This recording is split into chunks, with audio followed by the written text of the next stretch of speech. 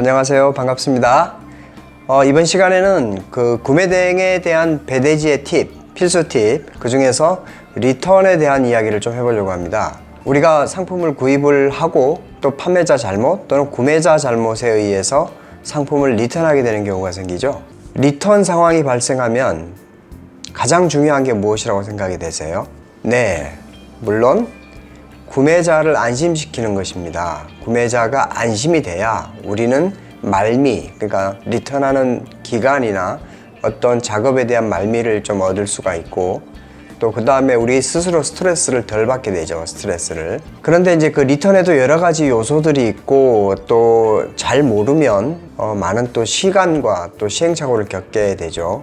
그래서 이번 시간에는 리턴에 대한 이야기를 한번 같이 나눠보도록 하겠습니다.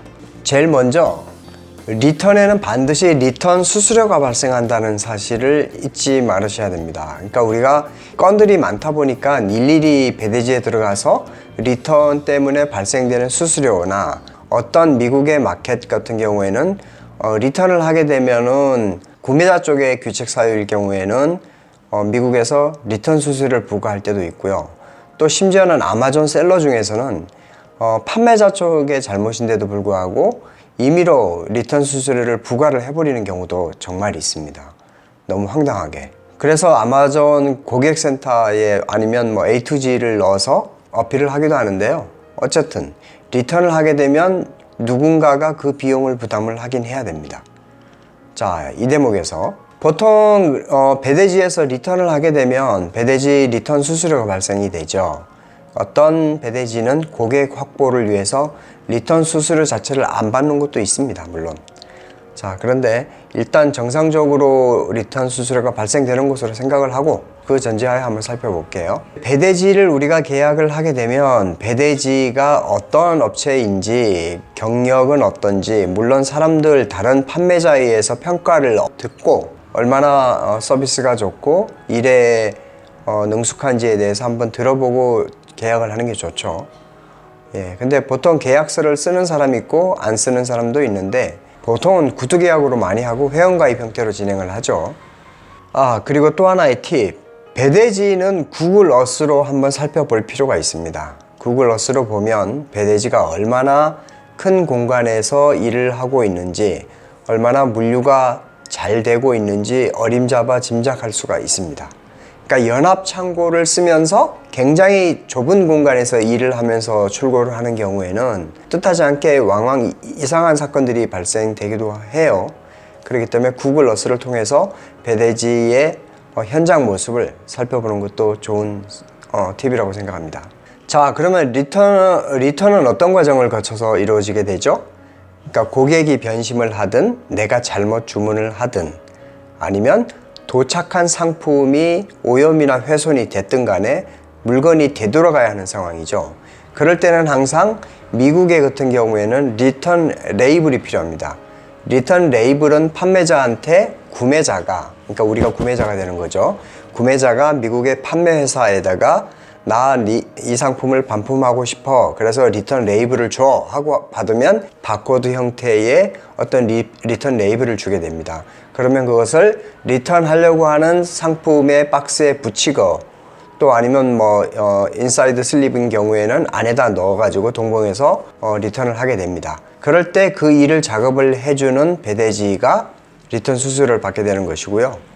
한국에 이미 넘어왔을 때는 또 여러 가지 형태로 미국의 판매회사로 되돌려 보내게 되는 것이죠. 일단 리턴 상황이 발생을 하면 리턴 레이블을 미국 판매회사에서 받는다. 그리고 배대지까지 가고 있는 중이라도 리턴 레이블을 배대지에 올려서 이 상품 도착하면 리턴 좀 해주세요 라고 이야기하면 됩니다. 아마존 프라임이라든가 이런 상품들은 그냥 리턴할 때 아무런 수수료가 없죠. 그냥 리턴이 공짜로 리턴이 됩니다. 그래서 가끔 가다가 내가 빨간색을 주문해야 되는데 파란색을 잘못 주문했다. 판매자, 내가 그 미국 마켓에는 구매자이고 나의 고객한테는 판매자니까, 그러니까 내가 물건을 잘못 주문할 수도 있죠. 그럴 때는 프라임 상품 같은 경우는 그냥 리턴을 해버리면 주문 즉시 리턴을 하면 바로 캔슬이 되고요. 일정한 시간이 지나서 리턴이 되면 약간 펜딩 상태에 걸리게 됩니다. 그러니까 이것이 취소가 가능한지 아닌지 지금 명확하게 이야기해 줄 수 없다 단계. 그러고 난 다음에 또 물건이 판매회사로부터, 미국의 판매회사로부터 내가 지정한 배대지로 출발을 하면 그때는 리턴이 내가 받은 다음에 다시 되돌려 보내는 방법밖에 없겠죠. 자, 그럴 때 여기에서 이제 한 가지 현장 팁을 말씀드리면, 리턴이 들어오게 되면 아주 그 미국의 아마존 판매업자들은 머리를 쓰게 됩니다. 그 리턴이 들어오게 되면 리턴 때문에 부과되었던 수수료만큼을 상품 가격에 얹어서 다시 리스팅하는 경우가 굉장히 많습니다. 그래서 고객한테 물건을 내가 우리 국내 판매자가 물건을 구입을 했다가 뭐 어떤 이유 때문에 마음에 안 들어서 다시 리턴을 하게 되면, 그리고 또 그 상품을 새로 구매하려고 새로운 물건을 주문하려고 하면 어느새 가격이 올라 있을 때가 많습니다. 그 아마존 계정을 들여다보고 있는 판매자가 그런 작업을 많이 하기 때문이죠.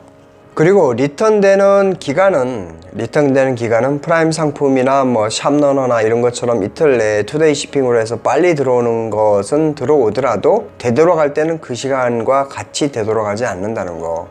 예, 시간이 더 걸리죠 보통. 예, 그리고 리턴되고 난 다음에 반품이 승인되고 난 다음에 1일에서 한 14일 사이, 다양합니다. 예전에는 막 2달도 걸리고 그랬던 적도 있었습니다. 그렇지만 어쨌든 리펀드 되는 그 기간은 보통의 경우에는 3일에서 7일 사이에 리펀드가 되죠. 그러면 리펀드가 돼야지만이 내 통장에 돈이 들어오는 걸 확인한 다음에 우리가 국내 고객한테 돈을 돌려줘야 됩니다. 그럴 때 고객한테 돈을 돌려드릴 때 어느 쪽에 귀책 사유가 있느냐에 따라서 반품비를 제하고 돌려주냐, 아니면 반품비를 별도로 받고 온전히 돌려주냐, 뭐 이것은 정확하게 판단하시면 될 것 같습니다. 한국으로 들어왔을 때의 상품을 되돌려 보내는 방식은 보통의 경우에는 한 3가지 방식이 있죠.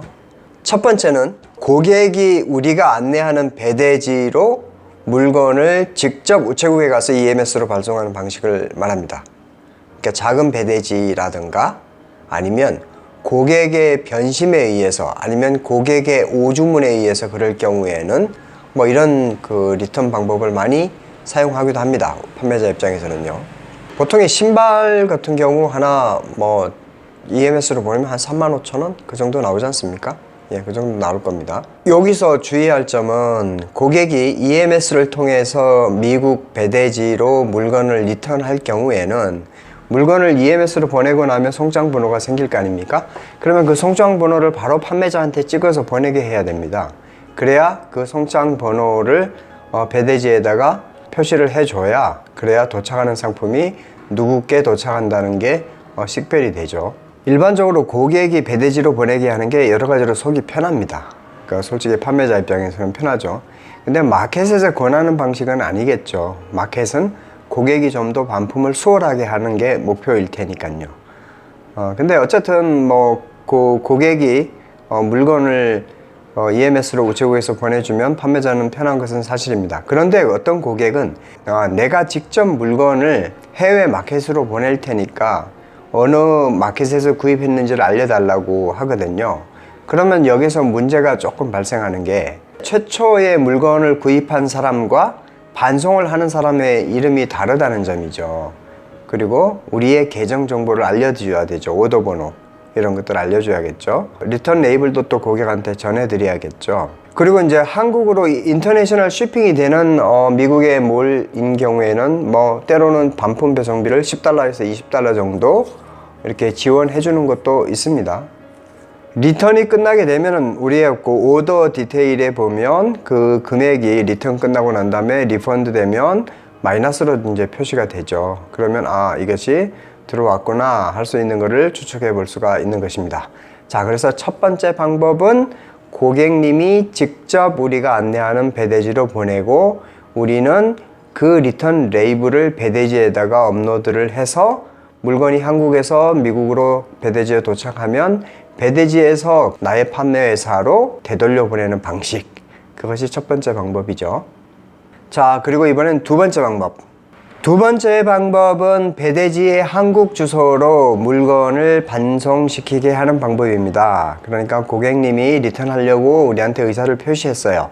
그러면 이미 물건이 한국에 넘어와 있는 상태에서 우리의 사무실로 보내게 하지 말고 우리의 배대지 한국 사무소로 보내게 하는 거죠. 그래서 여러 개의 반품건들을 모아서 특정 요일에 한 번에 미국으로 띄우는 방법을 말합니다. 아무래도 여러 건이 나가기 때문에 리턴에 들어가는 항공 수수료는 훨씬 더 적게 나오는 편이겠죠. 우리는 이제 배대지에다가 리턴되는 상품에 리턴 레이블을 올려놓으면 되는 거니까요. 네, 그렇게 진행하는 방식이 좀 더 수월하긴 합니다. 그런데 이제 신생 배대지라든가 또 배대지마다 운영 정책이 달라서 한국에 한국 사무소를 두지 않는 경우도 있습니다. 배대지 하나를 해외에서 끌고 가면서 한국 사무소에 근거지가 없는 경우에는 판매자가 받아서 보내주거나 고객이 직접 EMS로 보내는 방법밖에 없습니다.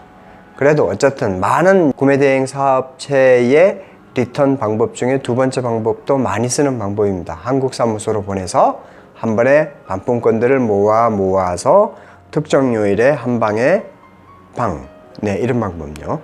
자, 이번에 세 번째 방법은 고객님이 한국에 물건 받은 것을 리턴하려고 할 때 한국의 우리 사무실로 물건을 받아서 리턴을 해주는 방법입니다. 우리가 직접 하는 방법이죠. 그러면 이제 고객님이 직접 보낼 때는 안전하게 트래킹이 가능한 EMS로 보낼 것을 우리가 권고하지만 우리가 받을 때는 꼭 EMS로 보내야만 하는 건 아니죠. 그죠? 그리고 배대지로 굳이 보내야 하는 것도 아니고 바로 저렴한 가격에 가급적이면 미국의 판매회사로 직접 리턴 레이블을 받아서 보내버리면 그만입니다. 고객이 보내온 물건을 반드시 우리는 중요한 게 태그가 그대로 훼손되지 않고 붙어 있는지, 또 내용물의 구성품이 온전한지, 여러 가지 또 재판매가 불가능하게끔 훼손되어 있지는 않은지, 또 사용을 했던 건 아닌지, 먼지나 오염이 묻어 있는 건 아닌지를 체크를 한 다음에 리턴을 해야 됩니다. 만약에 그거를 제대로 검수 안 한 상태에서 리턴을 해 놓으면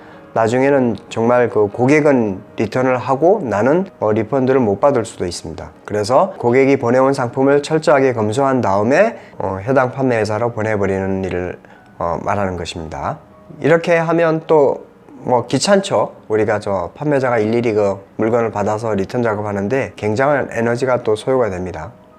그리고 또 한 가지는 이 방식은 한국 내에 국내 배송을 통해서 나의 사무실에 받아서 내가 그때 다시 리턴을 작업을 시작해야 되기 때문에 각 단계별로 인터벌이 있고 조금만 미루거나 주말이 껴있거나 이렇게 해서 조금만 딜레이가 되면 전체적인 일정이 빡빡해져서 해외에 리턴하는 데드라인 예를 들어 어떤 30일까지 리턴을 해야 되면 물건이 출고되고 난 다음에 돌아가서 물건이 도착되는 것까지 30일 내에 이루어져야 하는 마켓들이 많죠.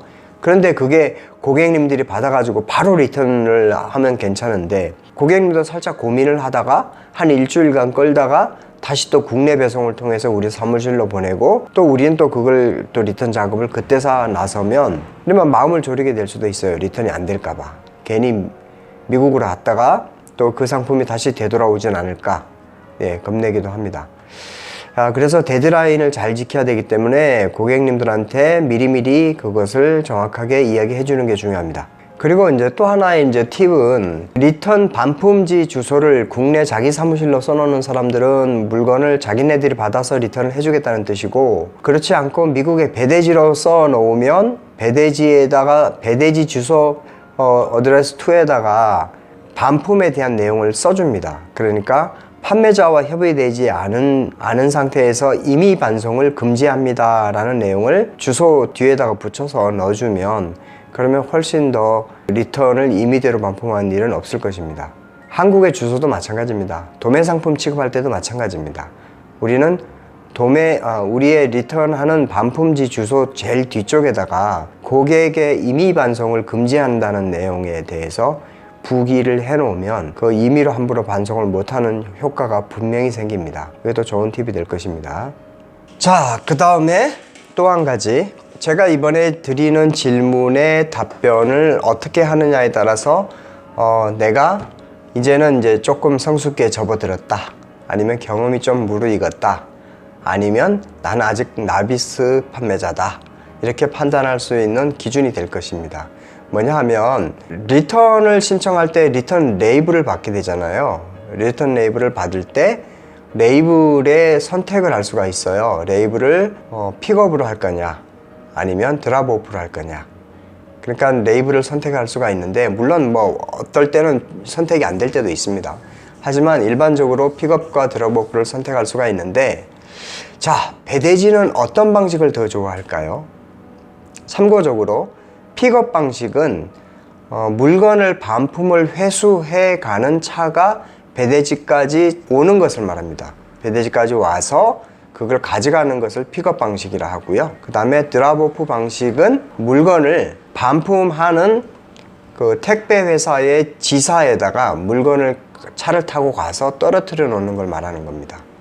그러니까 예를 들어서 CJ 택배 무슨 지점과 같이, 미국에도 이제 UPS면 우리나라로 보면 뭐 한 CJ 택배쯤 되겠죠. 그 다음에 USPS는 우리나라로 이야기하면 뭐 우체국 택배쯤 될 텐데, 그래서 UPS의 드랍오프 방식이다 그러면 배대지에서 반품할 상품을 차를 타고 가서 UPS 지점에다가 물건을 등록을 해서 거기에서 반송을 하게끔 하는 걸 드랍오프라고 합니다.